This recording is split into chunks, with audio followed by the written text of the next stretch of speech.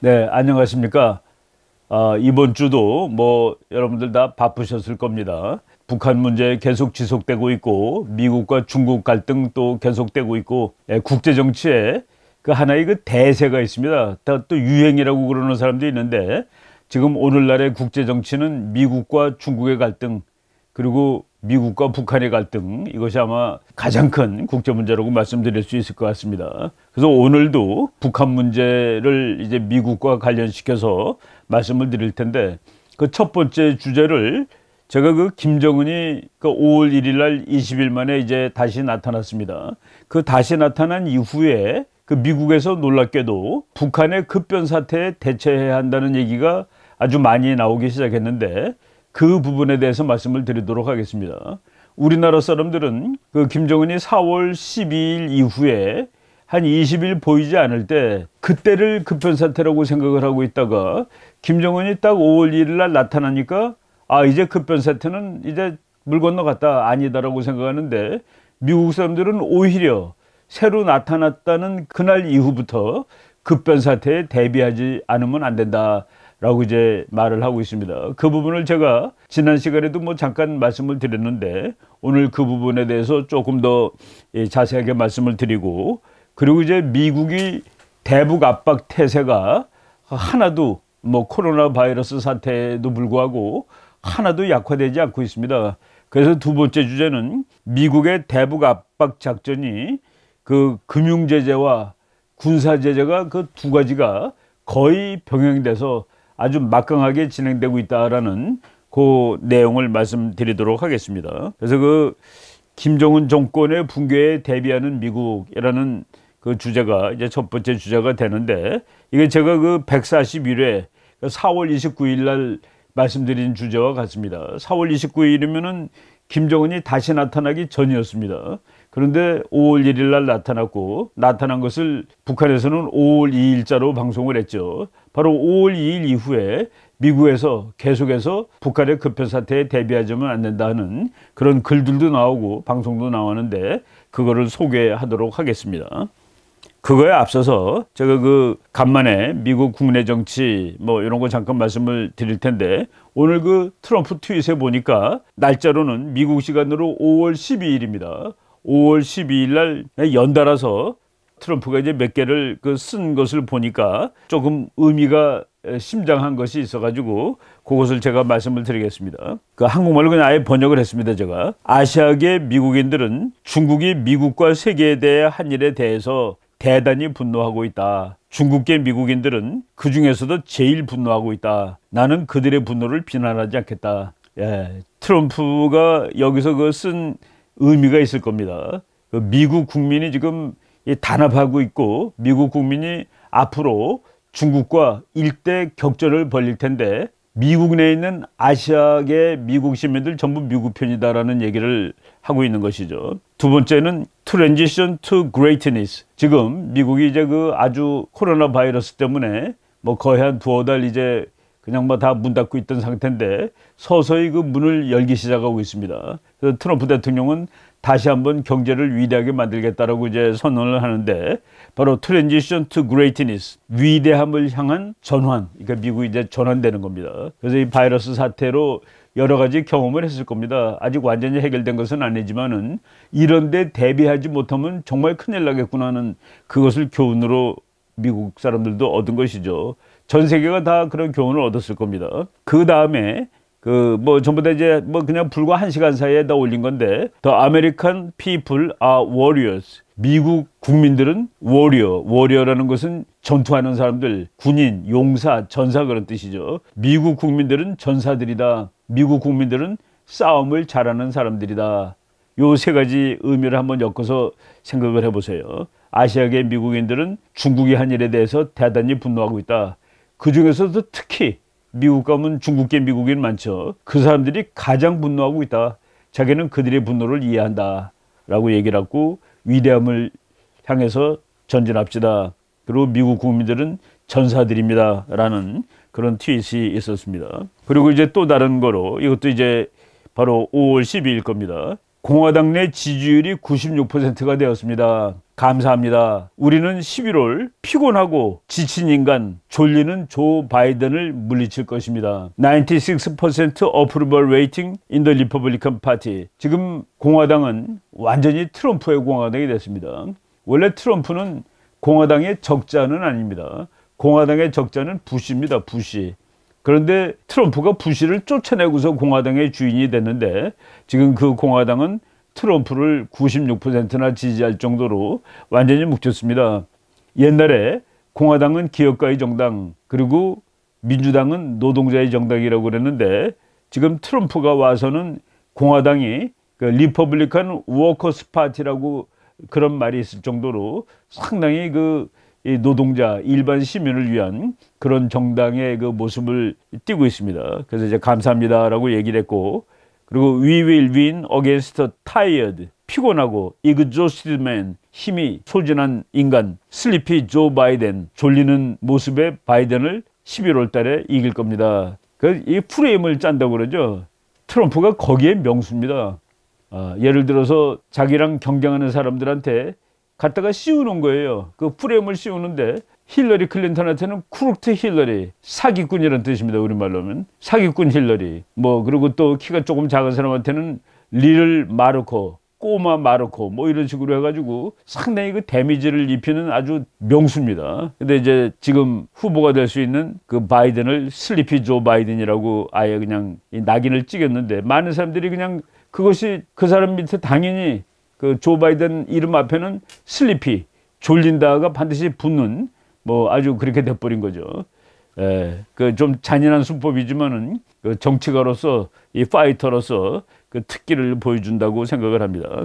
지금 미국 대통령이 되기 위해서 지난번에도 제가 잠깐 말씀드렸는데 중국한테 누가 더 타프하냐 그거 가지고 서로 싸웁니다. 누가 중국에 대해서 더 타프하냐가 그게 이제 이번에 이슈인데 트럼프는 자기가 훨씬 타프하다고 그러고 조 바이든도 자기도 타프하다고 그러는데 거기서 지금 우리가 누가 이길 것 같냐 누가 더 타프하냐 그러면은 이건 뭐 누가 보더라도 트럼프라고 말할 수가 있을 것 같습니다. 그래서 그 뭐 여러 가지 그 우리가 인터넷 그 매체에 들어가 보면은 바이든 앤드 트럼프 배틀 오버 who is weak on China, 누가 중국에 대해서 더 약한 사람이냐 가지고 서로 싸우고들 있다. 트럼프는 바이든이 훨씬 약하지. 그리고 바이든은 트럼프가 매일 시진핑 좋아한다고 그랬잖아. 그래서 티격태격 싸우는데 이번 선거 이슈가 중국 이슈가 될 가능성은 대단히 높고, 그리고 외교정책이 미국 선거에서 그다지 중요한 영향을 미치지 않았지만은 평균적으로 미치지 않습니다. 그런데 이번 선거는 아마도 대중국 문제, 외교정책 문제가 대통령 선거에 아주 주요 이슈가 될 것이고, 바로 그런 면에서 트럼프가 더 유리하다라고 언론들이 많이 말을 하고 있는 것 같습니다. 또 재미있는 사진이 하나 있고 설명이 있더라고요. 여기 지금 보니까 전직 대통령 5명의 이제 한꺼번에 서 있는 사진이 났는데 맨 왼쪽에 있는 사람이 부시 대통령, 아버지 부시입니다. 41대 대통령이죠. 그 옆에 서 있는 오바마 대통령, 미국 44대입니다. 그 옆에가 제일 가운데가 부시 대통령, 그 아들 부시죠. 43대. 그 옆에 클린턴이 42대, 그리고 카터 대통령이 39대인데 이 대통령 5명 이렇게 세워놓고 그 밑에다가 쓴 말이 재밌어요. You can thank this man for allowing. 여러분들은 이 사람들이 다음과 같은 사실을 하도록 허락했다는 사실을 고마워할 수 있을 것이요. 이제 아주 시니컬하게 쓴 겁니다. 근데 이 사람들이 허락한 일이 뭐냐면은 공산주의 중국이 오늘날과 같은 막강한 압도적 독재 강대국으로 성장할 수 있도록 허용한 사람들입니다. 이 사람들이 중국이라는 이 공산국가를 정말 막강한 독재국가, 슈퍼파워 거의 이렇게 중국을 성장하도록 기여했던 이 사람들. 여기서 보면은 공화당 대통령이 2명 껴있고 민주당 대통령이 3명이 있는 겁니다. 부시 부자는 둘 다 공화당이죠. 요 바로 부시 공화당이 트럼프 공화당하고 완전히 다른 겁니다. 그래서 트럼프가 공화당 내에서 내가 96%나 지지를 받아요. 공화당은 이제 나의 정당이 된 거예요. 뭐 이렇게 자랑을 하면서 이 그림을 그냥 같이 띄워버리는 겁니다. 바로 이것이 금년 그 미국 선거의 중요한 이슈가 될 것 같습니다. 이제 그 본론으로 들어가도록 하겠습니다. 뭐 여러분들 다 이 사진 많이 봤지만은 5월 1일 날 김정은이 나타났습니다. 많은 사람들이 여기에 대해서 이 사진이 이렇다 저렇다 얘기를 하는데 가장 결정적인 것은 5월 5일 날 영국의 그 더 선이라는 신문에서 그 의혹을 그냥 제기했습니다. 그래도 상당히 유명한 또 더군다나 서방 측 영국의 신문에 그 기사가 났다는 사실이 김정은 정부라든가 또는 이제 김정은의 저 사람이 진짜라고 믿었던 사람들한테는 상당히 이 복잡한 마음을 가져다 준 그런 계기가 됐다고 생각을 합니다. 오늘 뭐 여기서 이 문제를 더 이상 이야기할 필요는 없고 지금 바로 김정은이 다시 나타났는데 미국 사람들은 이제 급변사태에 대비해야 된다라고 얘기하는 겁니다. 그 마음 자세가 우리랑 그 세상을 보는 관점이 다르다는 얘기죠. 우리는 안 나오니까 이거 북한이 뭐 문제 생긴 거 아니야? 그러다 딱 나오니까 아무것도 아니었구나 라고 가는데 미국 사람들은 딱 나오는 순간 보고 이거 문제가 많은 거구나 라고 보기 시작한다는 얘기입니다. 그래서 제가 지난 시간에는 잠깐 이런 것이 있다고 말씀드렸는데 거기를 조금 좀 부연해서 설명을 드리겠습니다. 5월 2일자 바로 김정은이 다시 나타나고서 하루밖에 안 됐을 때 미국 폭스뉴스에 나온 겁니다. 그 미국이 북한의 급변 사태에 대비해서 가지고 있는 계획이 작전계획 5029라는 것이 있었는데 이것이 과연 진짜 위기 상황이 됐을 때 제대로 작동을 할 수 있을 것인가에 관한 논의를 폭스뉴스가 이제 제안을 한 겁니다. What is OPLAN 5029? 작전계획 5029란 무엇인가? The Mission Impossible Style Plan in place to secure North Korea's nukes. 북한의 핵을 장악하기 위해서 만들어진 Mission Impossible 스타일의 계획. Mission Impossible이라는 것은 대단히 어려운 건데 이제 김정은이가 비료 공장에 탁 나타났지만은 그것만 가지고서 북한의 안정이 회복됐다는 아무런 근거가 되지 못한다. 그래서 북한의 급변 사태에 대비를 해야 되는데 거기에 대해서 이제 기사가 이렇게 나왔습니다. 텍사스에서 타이완에 이르는 전 세계를 아우르는 그런 뜻입니다. 정보 담당 관리들은 평양에 있는 농구를 좋아하며 또 어떤 사람의 말에 의하면 심장 수술이 실패로 식물인간이 되었을지도 모른다고 말해지는 사람의 건강을 따져보고 있는 중이다. 또 어떤 사람들은 그가 미사일 실험하던 중에 폭발 사고로 부상을 당했다고 말하는 사람들도 있다. 이런 얘기를 쭉 하고서 바로 이런 일이 있을 수 있는 거 아니냐라고 이제 얘기를 하고 그러니까 급변 사태에 대비를 해야 되는데 급변 사태가 왜 미국한테 중요한지 지난번에 말씀 여러 번 드렸는데 북한이 핵무기를 갖고 있다는 사실 그것이 미국 사람들이 제일 근심하는 겁니다. 만약 북한에 갑자기 정치체제가 와야 돼가지고 그 핵무기가 누구 손에 들어갈지 모른다는 것 이것이 어떻게 컨트롤될 수 있느냐는 그 문제 그거를 미국 사람들이 이제 제일 번민하는데 만약 지금까지 말한 루머가 다 진실이고 독재자가 정말 죽었거나 혹은 죽어가고 있다면 북한이 나 이거 있어 그러고 자랑한 것이죠. 북한이 자랑하는 핵무기와 미사일을 숨겨놓은 장소에서는 무슨 일이 일어날 것인가 그게 어떻게 될 것인가 하는 그 얘기입니다. 그리고 작전계획 5029 오플랜 5029라는 것은 북한이 급격한 정권 변동 혹은 대규모의 불안정이 발생했을 경우에 대비한 시나리오다. 이는 김정은이 아프다거나 혹은 권좌에서 밀려났을 경우 그리고 그의 여동생이 정권을 장악할 수 없을 경우 일어날 수 있는 일이다. 그러니까 북한의 급변 사태를 김정은이가 아플 때, 김정은이가 밀려났을 때 또는 김정은의 여동생이 정권을 장악하지 못할 때 다른 말로 이 김씨 왕조가 붕괴될 때 그때를 의미하는 것인데 이 작전계획 5029가 2008년에 이명박 대통령 때 만든 겁니다. 이명박 대통령이 부탁해서 만든 계획이라고 얘기를 하더라고요. 컨틴전시 플랜, 급변 사태에 대비한 계획이 비상계획입니다. 그 비상계획의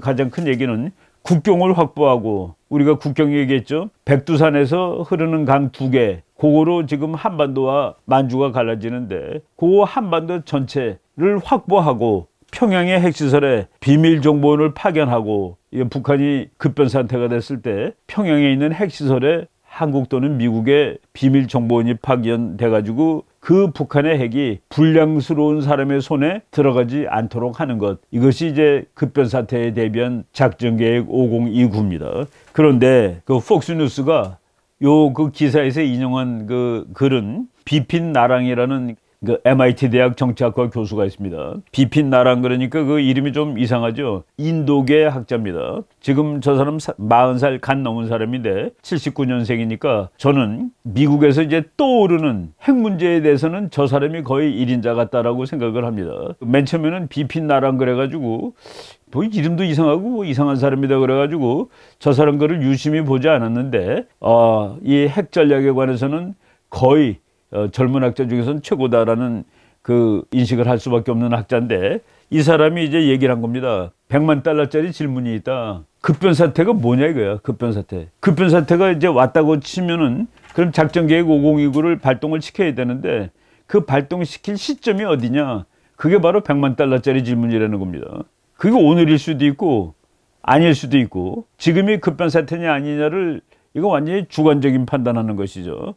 그래서 언제 작전계획 5029를 활성화시킬 것이냐 이 문제에 대해서도 우리는 잘 모른다는 그런 얘기입니다. 그리고 이제 비핀 나랑 얘기는 한 나라가 다른 나라를 장악하기 위해서 지금 북한의 급변사태가 오면은 북한의 핵무기를 미국이 장악하겠다는 소리죠. 그래서 상당히 중요한 것을 장악하는 건데 그것을 장악하기 위해서 벌이는 작전계획은 북한이 보기엔 뭐겠습니까? 그건 침략 계획입니다. 네가 뭔데 우리나라를 침략해? 우리나라 대통령 죽었다고. 우리는 우리지. 그래서 이 사람이 이렇게 쓴 겁니다. Because one country's securing the country operation can look to the other nation like an invasion plan. 그렇죠. 한 나라가 어느 나라를 장악하겠다라는 그 계획은 그 나라의 눈에서 봤을 때는 이것은 침략 계획이지. 바로 and then all hell can break loose. 만약 북한이 뭐 우리가 아예 직접 얘기를 하겠습니다. 북한이 미국의 작전계획 5029, 한국의 작전계획 5029를 침략 계획이라고 생각한다면 반격하겠죠. 전쟁 나겠죠. 그럴 경우에는 모든 지옥문이 다 열려버리는 것과 마찬가지 것이 될 거다. All hell can break loose라는 말, 이건 뭐 미국 사람들 자주 쓰는 말인데 아주 개판 엉망의 상태가 될지도 모를 것이다. 바로 북한의 급변사태가 왔을 때 미국은 잘 대비하고 있는가, 대비해야 되지 않겠는가. 작전계획 5029를 만들었는데 이것을 언제 활성화시킬지에 대해서도 모르고, 그리고 작전계획 5029는 본 당사국으로 하여금 침략계획으로 인식할 수밖에 없는 것인데 그 문제는 어떻게 할 것이냐라는 것을 심각하게 이제 안건으로 질문으로 제기를 한 겁니다. 예, 그 비핀 나랑이라는 사람이 쓴 책인데 Nuclear Strategy in the Modern Era. 그러니까 핵 전략을 공부를 90년대 이전엔 참 많이 했습니다. 근데 소련이 망한다면은 핵 전략이 그냥 시들해졌습니다. 미국, 소련 두 나라가 핵 전략 할지 모른다가 제일 문제였는데 소련이 망했으니까 뭐 이제 핵으로 싸울 일이 있나 그러다가 많은 작은 나라들이 핵 만들고 그러는 바람에 다시 이제 2010년대부터 핵 전략이 또 아주 중요한 연구 대상이 되고 있는데 그 2014년에 나온 책일 겁니다. 이게 가장 그 유명한 그 핵 전략 책이라고 보셔도 될 정도입니다. 이 책을 쓴 비핀 나랑이 북한 문제에 대해서 많이 그 코멘트도 하고, 그 미국 MIT 대학 정치학과 교수고 하버드 출신 그 정치학 박사입니다. 네. 폭스뉴스에 나온 기사를 조금 더 읽으면은 이명박 대통령이 연합사회의 요구에서 북한이 불안정하게 되었을 경우에 대비해서 만들어 놓은 연합작전 계획이다. 예, 이런 것이 있는 것이 당연하겠죠. 그리고 이 우리 측에서는 국경을 확보하는 겁니다. 제가 지난번에 급변사태에 대비해야 된다 했을 때 우리는 땅을 1인치라도 중국한테 뺏기면 안 된다라고 얘기했는데 바로 그 부분이, 그 얘기가 나오는 겁니다. 폭스뉴스는 김정은이 살아서 돌아왔다는 뉴스가 나온 이후 오히려 북한 급변사태에 대한 대처를 처음으로 얘기한 이 방송이 됐습니다. 우리들은 많이 거꾸로 생각하고 있는 것이죠. 여기서 우리가 다시 강조하고 싶은 것은 급변사태를 주관하는 주역은 대한민국이라는 사실을 우리가 절대로 잃어버리면 안 됩니다. 이제 다시 급변사태가 왔을 때 우리가 임자 노릇을 못하면, 주인공 노릇을 못하면은 마치 일본한테 한국이 해방됐을 때 나라가 쪼개지는 뭐 이런, 그 우리의 운명이 우리에 의해서가 아니라 남에 의해서 좌우되는 그런 결과를 이번에는 다시는 맞이하지 말자라고 말씀을 드리겠습니다. 두 번째로 나온 것은 뭐냐면은 이제 미국에서 북한의 급변 사태에 대비해야 된다는 두 번째 기사는 5월 5일자 보이스 오브 아메리카의 방송입니다. 보이스 오브 아메리카는 미국 국무성에서 하는 방송인데 거기에서 북한 급변 사태에 대비해야 된다. 김정은의 자맹은 권력 변화, 김정은이가 20일 동안 안 보였다는 사실은 권력의 변화 상태가 되었을 때 대비해야 되는 그런 계기가 되어야 한다라고 얘기를 한 것이죠. 그리고 우리는 나타났다는 사실에 문제가 끝났다, 상황 끝이라고 생각하는데 그 미국 부여회의는 북한 지도부가 불안정하다는 사실이 확인된 것이다. 그렇죠. 4월 15일 날 거기를 가지 않았다는 것은 불안정하다는 것을 확인한 것이죠. 그리고 5월 1일 날 나타나서 4월 15일 날 그때 뭐 몸이 좀 불편해서 못 갔다, 뭐 국민들한테 죄송하다라고 한마디 하는 게 더 튼튼한 정치 체제라고 볼 수 있다고 제가 말씀을 드렸습니다. 그래서 그때 이제 미군 사령관 했던 서먼 장군이 얘기를 인용을 했습니다. 보이스 오브 아메리카에서 김정은 건강 상태 관련해서 예기치 못한 상황에 대비하고 경계를 게을리하지 말고 준비를 해야 한다 라고 얘기했는데 저 사람은 바로 우리나라에서 근무했던 시간이 2011년 7월 15일서부터 2013년 10월 2일 즉 북한 정권이 김정일로부터 김정은으로 이양되던 바로 그 시기에, 그러니까 이제 정권 이양을 경험을 했던 주한미군 사령관입니다. 그래서 그분이 얘기를 하는 것을 보이스 오브 아메리카가 이제 인용을 했습니다. 이분은 이제 한국에서 임기를 2014년 10월까지 주한미군 사령관으로 있었는데 그리고 몇 개월 있다가 은퇴를 했습니다. 은퇴를 한 그 전역 장성이죠. 그리고 또 지난번에도 잠깐 얘기했습니다만은 미국 측에서 북한의 급변 사태는 미국 한 나라의 문제는 아니다. 일본과 중국도 깊은 관심을 가지고 있고 특히 미국은 중국의 개입에 대해서 경고하고 있습니다. 중국이 들어와서 예를 들어서 뭐 한경도까지 가면은 중국이 동해바다로 이어지는 이 지점을 장악하게 되는 것이고 그 경우에 동북아시아에서 차지하고 있던 미국의 그 우위가 급격히 깨질 수 있다라는 것을 미국 학자가 논문으로 이미 다 썼죠.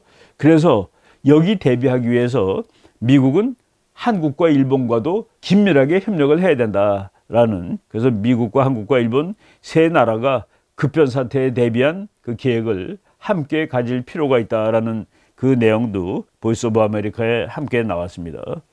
그리고 세 번째, 북한의 급변 사태에 대비해야 된다는 미국에서 최근에 나타난 세 번째 그 활동은 미국의 하원이 북한 지도부 급변 사태에 대비해야 된다라는 그 긴급 세미나를 열었습니다. 그래서 긴급 회의죠. 그리고 한반도 전문가들이 참여했는데 여러분 그 방송 이거 5월 7일자 방송입니다. 보이스 오브 아메리카. 거기 보면은 뭐 빅터 차 교수라든가 수미 테리라는 사람, 그리고 정박이라는 또 한국계 학자가 있습니다. 여자 학자고. 그리고 브리스 클링너. 이 사람들이 전부 모여서 뭐 이분들이 전부 다 북한 문제에 대해서 상당히 이 정통한 학자들인데 그 학자들 잠깐 소개를 하겠습니다. 이제 우리가 흔히 보는 사람들은 아니기 때문에 그 수미텔이라는 사람이 있는데 이 사람은 이제 CSIS 그 미국의 전략국제연구소에 지금 연구원으로 있고 북한 문제를 담당하는 사람인데 그 플래처 스쿨이라고 보스턴에 가면 있는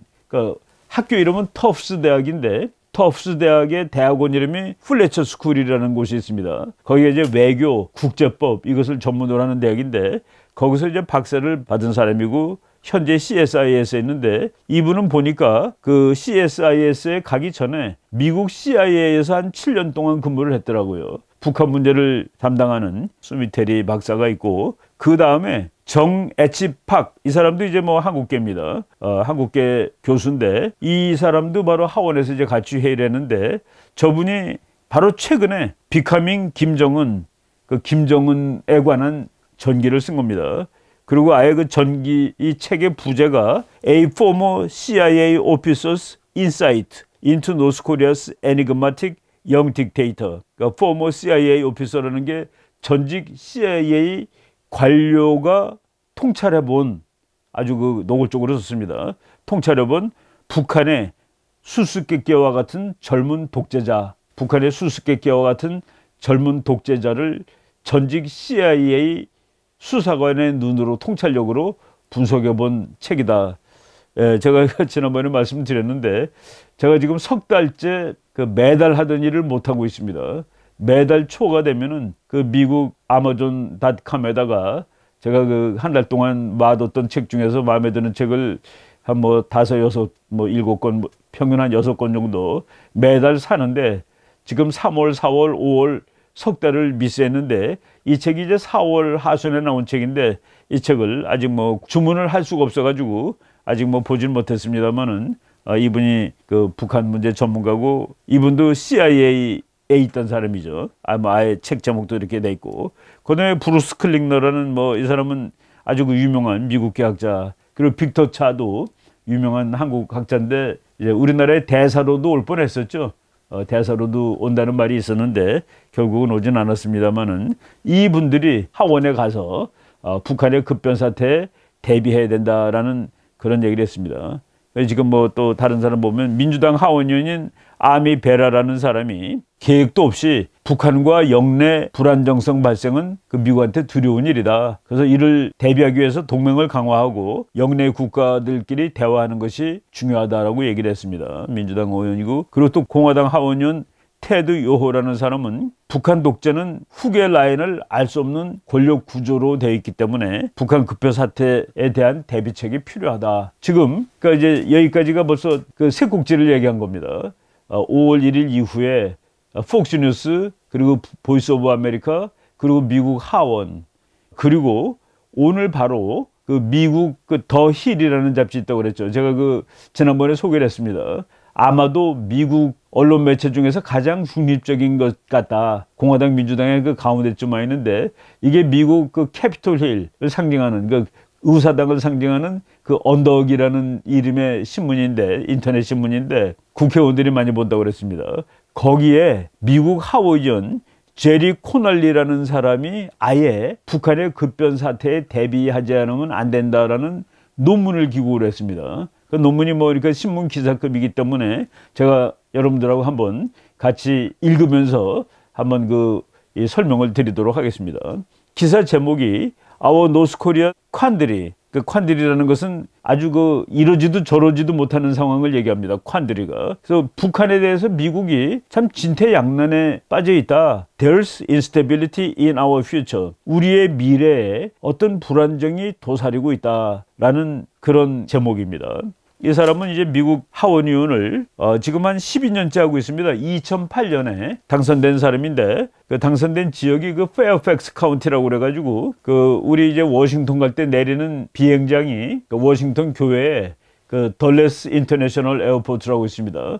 덜레스 국제공항이 내려가지고 워싱턴 그 다운타운까지 한 30-40분 자동차로 가는데 그 비행장이 있는 곳이 그 옆에 바로 페어팩스 카운티인데 그 구역의 국회의원이에요. 하원의원입니다. 12년 하신 분이니까 뭐 그냥 중견 하원의원이라고 보는데 이분이 또 미국 하원의 외교위원회에도 있고 그리고 이제 민주당이죠. 이 사람이 쓴 논문입니다. 그 논문 한번 보겠습니다.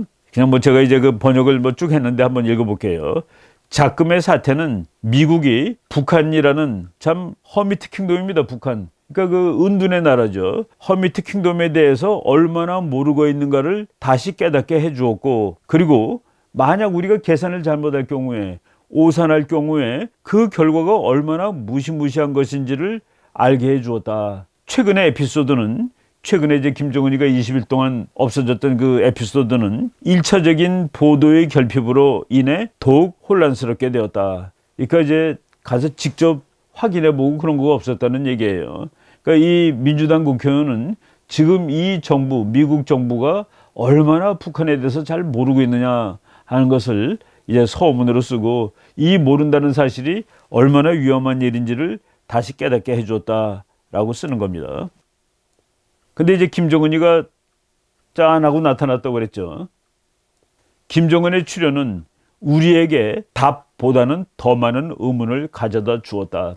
이게 맞는 거 아니겠습니까? 여기 그냥 영어로 읽겠습니다. His suddenly emergence. 그가 짠하고 새로 나타난 것은 leaves us with more questions than answers. 우리에게 답보다는 오히려 더 많은 문제를 갖다 주었다. 그래서 그런 의미에서 제가 바로 지난번 주일에 김정은이 20일 동안 없어졌는데 그 진짜 실황 현황이 뭐냐를 얘기를 한 겁니다. 왜냐하면은 답을 갖다 주기보다는 더 많은 질문을 제시했고, 우리가 북한을 오랫동안 관찰해온 사람으로서 그 우리의 그 퀘스천을, 우리의 의문을 한번 얘기해 본 것이죠. 이 바로 코널리 의원 똑같은 얘기하고 있습니다. 끔찍할 정도로라고 내가 번역을 했는데, as a morbidly obese chain smoker. 끔찍할 정도로 뚱뚱하며, 그리고 담배를 쉬지 않고 펴대며 심장병 경력을 가진 그런 가게의 출신인 김정은의 건강은 언제든지 이제 위기로 갈 수 있는 것이죠. 그래서 김정은의 건강은 지정학적인 문제다 이겁니다. 우리가 전혀 잘 대비하고 있지 못한 시한폭탄이다 라고 얘기를 한 겁니다. 그래서 김정은이는 정말 끔찍할 정도로 뚱뚱하고 담배를 체인 스모킹하고, 그리고 심장이 나쁘다는 그 가구가 아버지 할아버지가 다 심장이 나빴습니다. 그런 문제를 가진 김정은의 건강이야말로 지오폴리티컬 티킹 타임 밤, 그러니까 지정학적인 시한폭탄이다. 째깍째깍하고 이제 터지러 가는 거예요. 지정학적 시한폭탄인 것이다. 그런데 여기에 대해서 트럼프 행정부가, 이제 이 사람은 역시 그 야당이니까 트럼프 행정부를 아주 시니컬하게 비판하고 있습니다. 최근 김정은의 잠적은 우리가 그에 대해서 얼마나 잘 모르는지, 더 나아가 김정은의 정권의 안정성에 대해 얼마나 잘 모르는지를 알게 해주었다. 예, 본문이 그렇습니다. 아무것도 모른대, 그죠? 특히 이 지역의 핵심적인 행위자, 키 액터라고 그랬습니다. 키 리저널 액터. 그러니까 북한 주변의 주요한 지역 행위자들은 일본, 한국, 중국입니다. 그 나라들에 대해서도 미국은 모르고 있다라는 식으로. 근데 여기에 대해서는 저는 의문을 제시하겠습니다. 트럼프가 정말로 모를까요? 또 미국 국무장관 마이크 폼페오, 그 사람 CIA 국장 출신이죠. 그 사람이 정말 깜깜하게 모를까? 지금 코날리 하원 의원이 얘기하듯이 우리는 아무것도 모를까? 이거는 뭐 이제 야당 의원으로서 비판한 점이 많다라고 여러분들이 생각하시고 들으셔도 되겠습니다. 이제 여러 가지 루머가 이제 도는데, 뭐 이제 김정은이가 그 어떻게 됐든 그 루머는 우리가 이미 다 설명을 했습니다. 그런데 이제 여기에 그 김여정 얘기가 잠깐 나와요.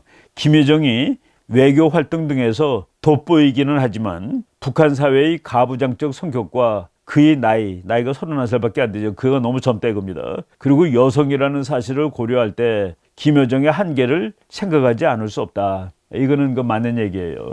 이 사람이 어떤 그 북한에 대한 입장을 가지고 있는지 요 짧은 논문으로 알 수 없지만은 김여정이 권력을 잡으면은 그래도 위기를 면하지 않겠느냐라는 생각이 조금은 있는 것 같습니다. 그런데 김여정이 권력을 잡을 가능성은 별로 없다. 이것은 제가 그 말씀을 다 드렸던 그 부분하고 같습니다.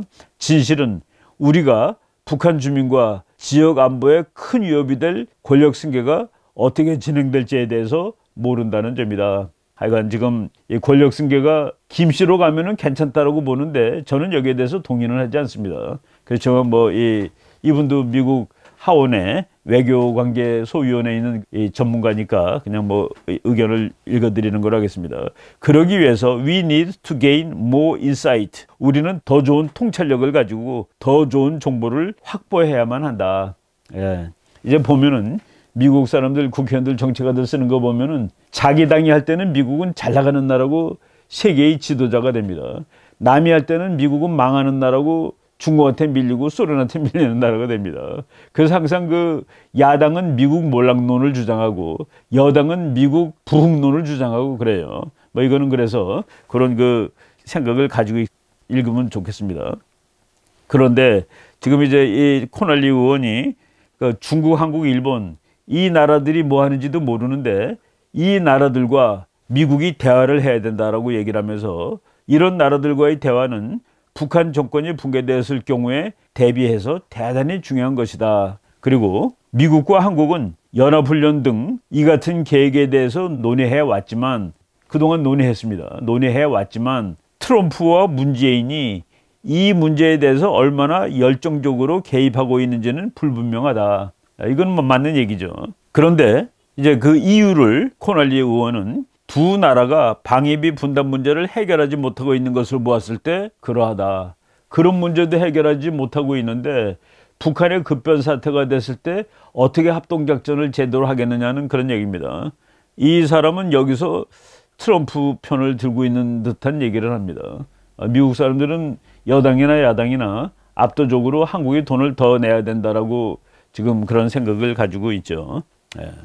더 나아가 우리는 반드시 중국이 실무 차원 및 최고 레벨에서 대북한 급변 사태의 대비 계획에 대해 분명히 해줄 것을 요구해야 한다. 요거는 조금 이 사람이 이상주의자입니다. 중국한테 야 중국 너 북한의 급변 사태가 됐을 때 네 실행 계획 워킹 레벨 플랜입니다.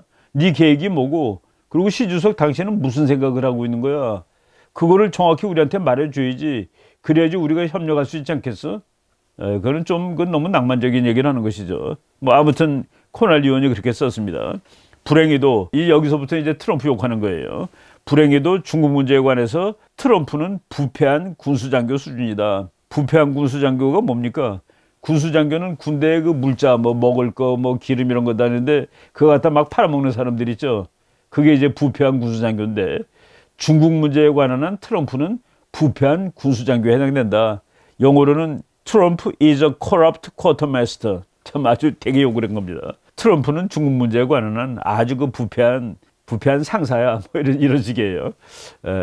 뭐 또 그렇진 않죠. 트럼프는 외골수적으로 엉성한 무역 협상에만 관심을 갖고 있을 뿐이며 오로지 장사꾼이야 라는 얘기죠. 미국이 중국과 경쟁하는 데서 야기되는 전 세계적 차원의 안보 문제는 등한시하고 있다. 이것도 트럼프가 보면은 웃긴 애라고 얘기할 겁니다. 트럼프가 안보 문제를 등한시하고 있다. 아무튼 민주당 하원 의원으로서 지금 북한의 급변 사태에 대해서 우리가 알고 있는 게 뭐야? 중국에 대해서도 모르고 특히 트럼프는 중국 문제를 제대로 하는 거야? 라고 이제 비난하고 있습니다. 만약 우리가 북한 핵의 안전 문제와 관련해서 중국의 협력을 얻지 못한다면 북한의 지도력에 공백이 생겼을 때 대혼란이 야기될 것이다. 여기서도 이제 100% 맞는 얘기는 아닙니다. 중국의 협력을 얻지 못한다면 중국의 협력은 얻지 못합니다. 누가 대통령이 돼도 얻지 못하는 거예요. 트럼프도 안 되고 바이든이 혹시 대통령이 돼도 안 되는 얘기인데 뭐 하원이 이렇게 얘기를 했습니다. 미국은 북한의 미래에 대해 한국, 일본과는 물론 중국과도 긴밀히 협력해야만 한다. 저거는 도덕적으로 맞는 얘기입니다. 협력이 된다면은 뭐 북한 급변 사태에 문제도 없죠. 도덕적으로 맞는 얘기예요. 국제정책적으로 맞다고 얘기하지 않겠습니다. 지금 김정은이 다시 북한을 장악한 것처럼 보이지만 우리는 이 같은 상황 전개에 안심해서는 안 된다. 이거는 맞는 말입니다. 북한이 장악한 듯 보이지만은 여기에 대해서 안심해서 안 된다. 트럼프가 이제 여기 트럼프를 또 비난하는 겁니다. 트럼프가 독재자와의 잘못된 사랑 노름에도 불구하고 여기서 독재자는 당연히 김정은이죠. 잘못된 사랑 노름 영어로 그냥 이렇게 썼습니다. Despite President Trump's misguided love affair with the dictator. 그러니까 이제 이 하원 의원은 트럼프가 나 김정은 좋아해. 나 쟤 사랑해. 이런 걸 가지고 뭘 다 하려고 그러는데 그건 말도 안 되는 소리라고 얘기를 하는 겁니다. 트럼프가 독재자와의 잘못된 사랑 노름을 하고 있음에도 불구하고 북한에서 김정은의 지도력은 그래서 이제 여기는 이런 식으로 비판하는 거예요. 트럼프가 김정은이를 날려버리지 않고 자꾸 이렇게 떠받쳐 줘가지고 그래서 북한 주민들의 인권 문제는 최악이 되었다. 그랬을 뿐만 아니라 북한 정권의 극적인 핵무력 확산도 막지 못했다. 그러니까 트럼프가 나 김정은하고 친하지라고 얘기해서 북한 주민은 최악의 상태에 이르렀고 인권 문제에서 북한 정권이 핵을 늘리는 것도 막지 못했다. 역시 정치가답게 트럼프를 뭐 비난을 하고 있습니다. 최근 김정은이 사라졌었다는 사실은 우리가 지혜롭게 메꿔야 할 간극을 노정하였다. 간극이라는 게 빈틈입니다. 우리가 이걸 메꿔야 되는데 이 빈틈이 노정되고 말았다. 그래서 그 빈틈은 있으면 안 되는데 왜 있으면 안 되냐면은 끝이 보이지 않는 인권의 위기 상황 속에서 지도자도 없는 핵무장한 북한과 적대적인 중국에 아무런 준비 없이 당면하게 되는 상황에 처할지도 모를 그것을 막기 위해서 이 간극을 막아야 되는데 이것을 막지 못했다. 문장이 조금 뭐 길어서 제가 그냥 끊어서 설명을 했습니다. 김정은이 잠깐 없어졌었는데 그래서 우리가 결코 허락하지 않으면 이 빈틈을 열어놓고 틈새를 열어놓고 말았다. 이 틈새가 없어야 되는데 틈새가 있을 경우에 끝도 보이지 않는 인권 위기 상황, 뭐 중국도 인권 문제, 북한도 인권 문제가 있죠. 그리고 지도자도 없는 북한, 근데 그 핵무장한 북한, 이 문제를 어떻게 해결하기 위해서 절대로 그 틈을 보이면 안 되는데 그 틈을 노종하고 말았다라고 얘기를 하는 겁니다. 예, 요것이 그 짧은 그 얘기인데, 전반적으로 말하면은 지금 트럼프 행정부가 그 이제 민주당의 의원 입장에서 북한에 대해서 긴급사태에 제대로 대응하지 못하고 있다라고 얘기하는데, 아마도 뭐 이것은 그 정치적인 그런 바이파티잔이 아닌 그런 그 비난일 수가 있습니다. 그래갖고 뭐 그래서 그런지 몰라도 이 신문에는 게리 코놀리 의원은 이 사람의 견해일 뿐이지 이 신문사 이 매체의 견해는 아닙니다라고 이렇게 그 뭐 뒤에 부연을 했습니다.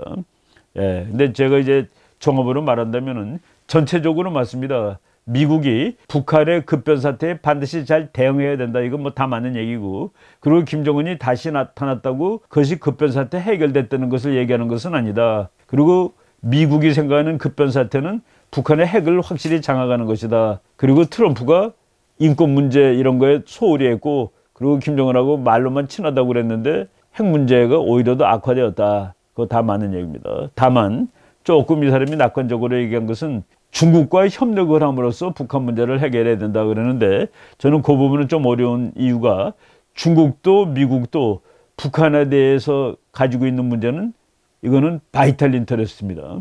바이탈하고 내셔널 시큐리티, 국가 안보 문제가 걸린 문제이기 때문에 여기에서 미국과 중국이 뭐 예를 들어 20년 전이면 타협을 할 수 있습니다. 그런데 지금 서로 세계 패권을 가지고 갈등을 벌이고, 그리고 뭐 앞부분에서 얘기했죠. 미국 대통령 후보 두 사람 모두가, 트럼프는 현직이지만은 다음번 선거를 하는 두 사람 모두가 너는 중국에 대해서 너무 허약해라고 손가락질하는 이런 마당에서 중국의 협력을 얻어내는 일이 이렇게 말처럼 쉽겠느냐는 그런 그 의문을 제기해 봅니다. 예, 크게 봤을 때 지금 코날리 의원의 뭐 짧은 논문, 그리고 VOA, 그리고 미국 하원에서 간담회, 그리고 폭스뉴스 이런 등등, 지금 김정은이가 다시 나타나고 약 열흘밖에 안 지났는데 미국에서 이 정도로 북한의 급변 사태에 대비하지는 안 된다는 얘기가 쏟아져 나오고 있는 상황이다라는 것을 우리들이 다 유념해서 관찰을 하고, 우리도 역시 북한 급변 사태에 대비해야 된다라고 말씀을 드리도록 하겠습니다. 첫 번째 주제 일단 여기까지 하고, 다음 주제 그 미국이 북한을 지금도 쉬지 않고 거의 뭐 목을 조르고 있는데 그 상황에 대해서 말씀을 드리도록 하겠습니다. 첫 번째 주제 여기까지 하겠습니다.